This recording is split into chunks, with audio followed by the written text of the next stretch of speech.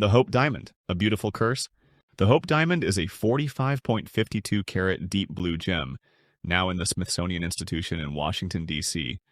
But its past is dark. It was believed to be stolen from a Hindu temple in India, said to be cursed ever since. French royals like Louis XV and Marie Antoinette owned it and were later executed. Over the years, owners of the diamond suffered deaths, suicides, and ruin.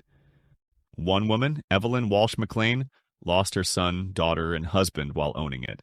Now safe in a museum, but some still believe the curse lives on. Annabelle doll, the haunted toy that terrified a nation.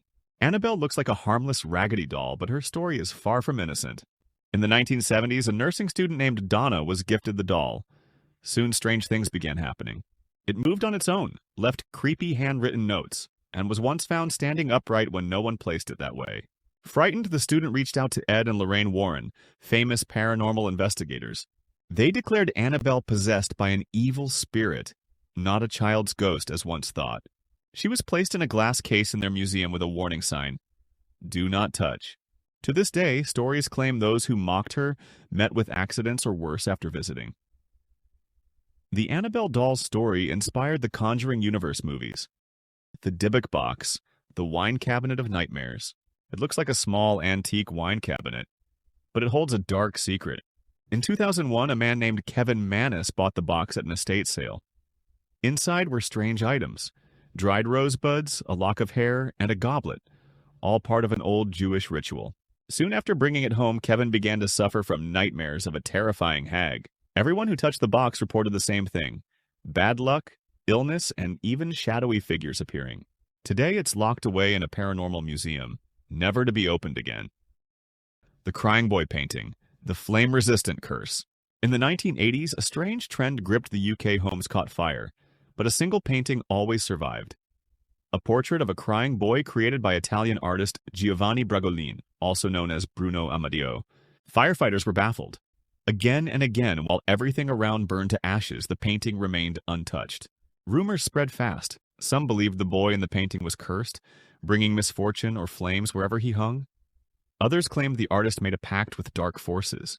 But was it cursed, or just a creepy coincidence? No one knows for sure, but would you hang it in your house? The Bassano Vase, the deadly wedding gift. Long ago in 15th century Italy, a beautiful silver vase was crafted meant to be a wedding gift for a young bride.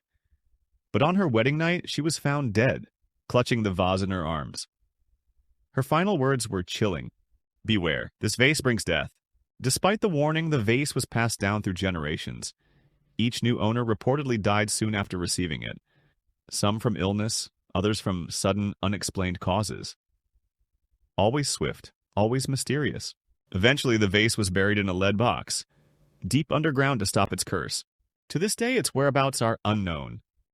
Ozzy the Iceman, the mummy with a mysterious curse.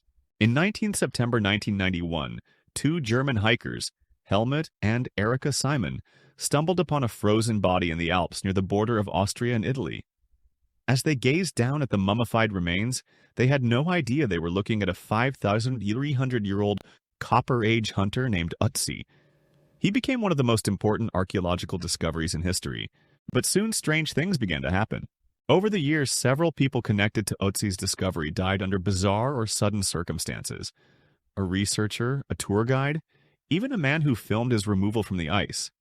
In total, at least 7 deaths have been linked to the mummy. Was it just coincidence?